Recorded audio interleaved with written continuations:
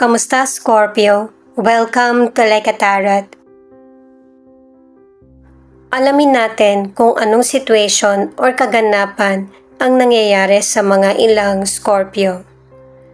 Nakakaramdam ang ilan ng pagkainip or pagkalito sa situation na kinasasangkutan. Panoorin mo ito para magkaroon ng kaalaman at maging aware ka kung ano ang dapat gawin.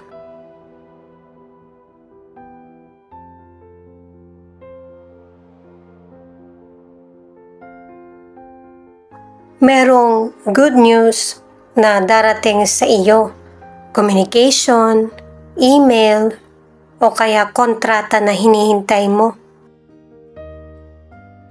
Ano man ang edad mo, pinapaalala ng mga cards na ito na huwag mong kalimutan yung mga task mo. Halimbawa, kung iinom ka ng gamot or may appointment ka, naaalala mo naman eh. Kaya lang kapag nafo-focus ka na sa kausap mo or sa ginagawa mo, dun mo na nakakalimutan. Posible din na ang ilan makareceive ka ng love letter mula sa dati mong nakarelasyon or sa person na nagkakagusto sa iyo. Dahil sa uso na yung social media, dun mo marireceive yung message. Alamin naman natin ang message ng person mo or feelings niya. Pwede rin ipakita kung ano yung message mo or feelings kasi connected kayo sa isa't isa.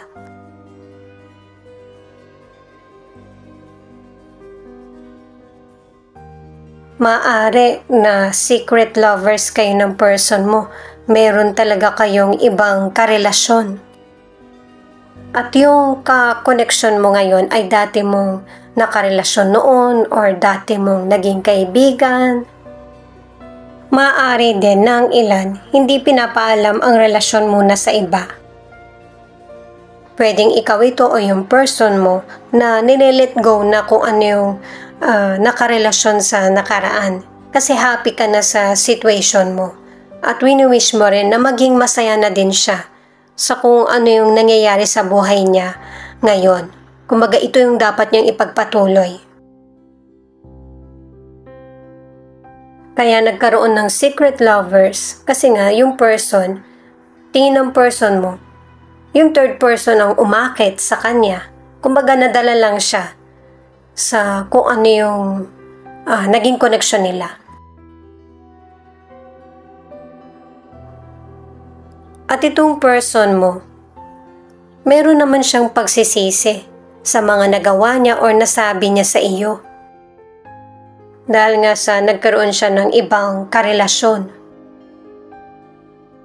Siyempre, wala namang person na mag-i-stay sa person na niloko ka. Maaari na ikaw na yung humiwalay dito sa person mo. Kaya sinasabi niyang hindi na kayo. Or di na kayo yung magkarelasyon. May mga pinapaunawa itong person mo sa iyo pero hindi mo siya maintindihan dahil sa baluktot na katwiran niya. May mga issue kayo na dapat yun ang hinaharap niya pero dumami yung problem niyo. Dahil sa meron ngang lover. Yung isa sa inyo ng person mo. Ano man yung nangyayari sa person na nang iwan sa'yo or iniwan mo. Pakiramdam ko guys, ang ilan sa inyo hindi ka na rin interesado. Kasi nakapag-adjust ka na sa pamumuhay mo ngayon. Naging single parent ka man or iba na ang karelasyon mo ngayon. Maaari din ang ilan sa inyo, childhood sweetheart mo itong person na ito. Kumbaga nung kabataan nyo, kayong dalawa yung naging magkarelasyon pero wala na sa ngayon.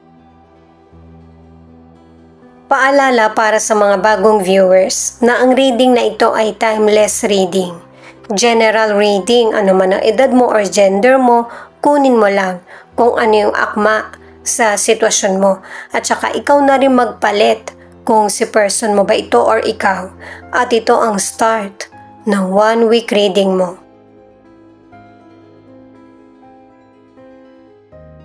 The Hermit, 2 of Swords, 3 of Swords. Itong mga cards na ito ipinapakita na mag-pause ka sa situation na tingin mong nakakalito. At suriin mong maigi kung ano yung mga sitwasyon na nagtutugma. At pinapaalalahanan ka na huwag magmadali sa desisyon na gagawin mo. Pero kapag merong situation na nagpapahirap sa damdamin mo, ito yung dapat mong solusyonan na agad. Kasi habang tumatagal, yung pain mas lalong nagiging worst. Kaya lakasan at tibayan mo yung loob mo sa mga susunod pa na darating na situation.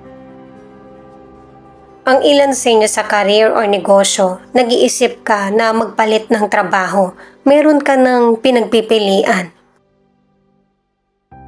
Kaya ito yung nangyayari kasi may mga hindi ka nakakasundo or yung pang nabubuli ka. Kaya hindi pa makapagdesisyon ang ilang Scorpio kung magpapalit ba ng trabaho o kaya negosyo kasi tinitingnan mo muna kung naka-align ba sa mga pangangailangan mo yung iiwanan mong trabaho o negosyo at saka yung bago mong gagawin. At saka humingi ka rin ng payo sa close friends mo or kakilala. Ang ilang single, pinapairal mo muna sa ngayon ang self-love. Kasi natatakot ka na paasahing muli ng ibang tao or ng potential person. Meron ka rin namang kinikilalang person pero nakikita mo na hindi kayo magkakasundo o kaya maraming pagkakaiba.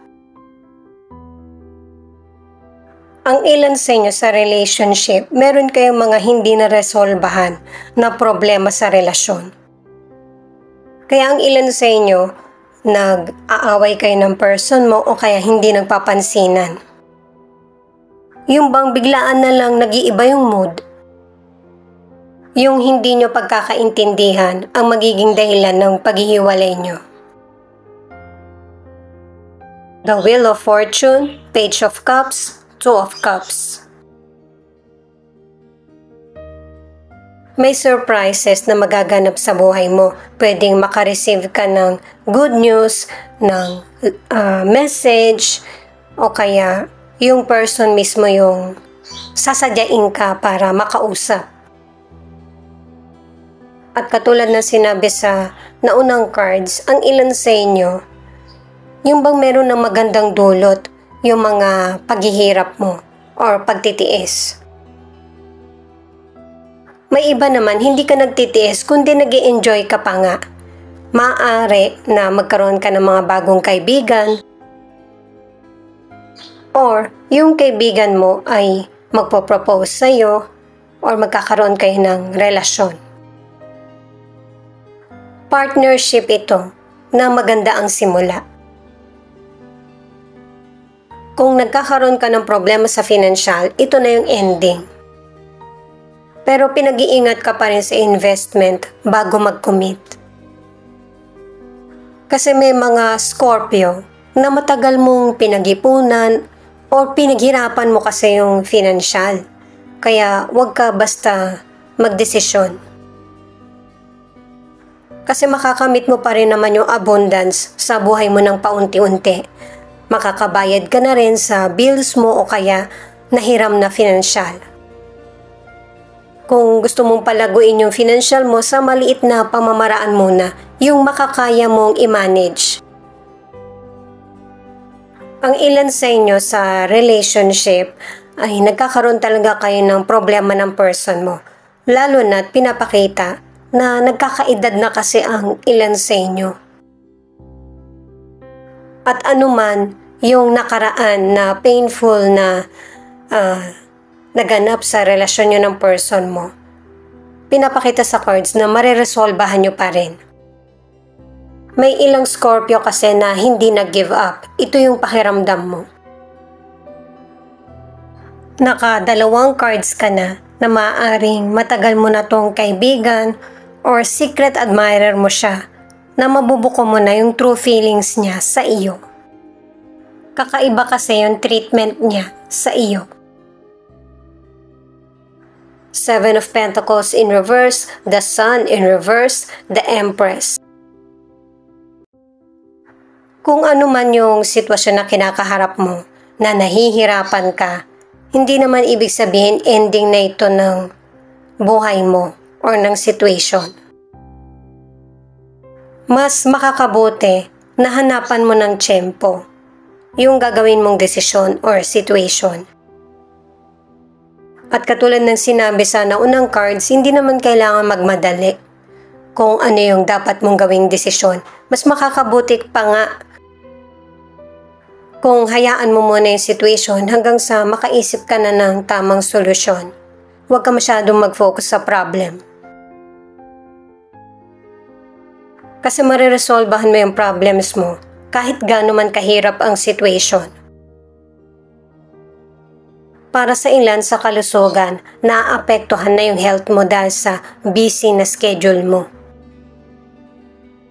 Kaya ang ilan sa inyo, yung mga dati mong nakagawian o nasimulan, hindi ka na nag-e-enjoy.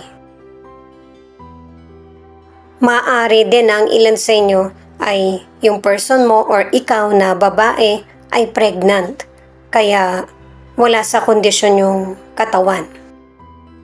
Or maaari na mangyayari pa lang ito kasi nasa future na cards na tayo guys na magkakaroon ka ng baby. At ang advice para sa ilan sa kalusugan ay bigyan mo ng atensyon yung kalusugan mo para maharap mo lahat ng mga gawain mo. Para sa ilang single, binibigyan ka ng tip ng mga cards na importante yung pakikinig para matatandaan ka rin ng potential person na nagugustuhan mo. Makukuha mo kasi yung atensyon niya sa pakikinig or natatandaan yung mga sinabi niya. Ang ilan sa relationship, maraming nagkakagusto sa person mo kahit na magkarelasyon na kayo. Ito muna yung alamin natin yung final card na The Lovers. Ibig sabihin ng card na ito ay meron kang gagawing desisyon patungkol sa mga bagay na interesado ka or gusto mo. Kasi may ilang Scorpio na tingin mo mas safe na mag-move forward sa career, sa negosyo, or sa love. Kasi gusto mo, klaro yung landas na tinatahak mo. Itong The Chariot ang nagsasabi na dahil sa maingat na pagpaplano, patience, at saka tamang desisyon at balanse, may victory at success na nagaganap sa buhay mo or magaganap pa lang. Diba sinabi na nga sa mga naunang cards na may good news na darating sa iyo? Kasi hindi ka nag-give up. At itong Knight of Cups naman, ang ibig sabihin, merong mag-o-offer sa iyo. Pwedeng patungkol sa love, sa career, or sa negosyo mo na ikakatuwa ng puso mo. Yung makikita mo ba na may magandang future. At saka may ilan na Scorpio na kung sino man yung mga nakahidwaan mo ay magkakaroon na kayo ng maayos na pag-uusap. Kung hindi ngayon, ay soon. Ang advice para sa ilan na nasa relationship, dahil sa hindi mo pinapansin yung person mo, yung problems nyo hindi mo nire-resolbahan, maaari na yung person mo mapunta sa ibang person. Mahirap man itong gawin, pero kung ano man yung issue sa relationship nyo, kumprontahin nyo to, pag-usapan nyo ng person mo para alam mo kung ano yung ending at ano ang solusyon. Cancer, Sagittarius, Taurus. Ito yung ilan sa 12 zodiac sign na nangunguna sa reading na ito. Thank you nga pala at saka ingat kayo palagi. Paki-click na rin ang notification bell para updated ka sa Like a Tarot readings. Ito yung mga letra na posibleng andito yung letra ng pangalan ng person mo or letra ng pangalan mo. W, U, G, O, Y, S, C, K, I, R.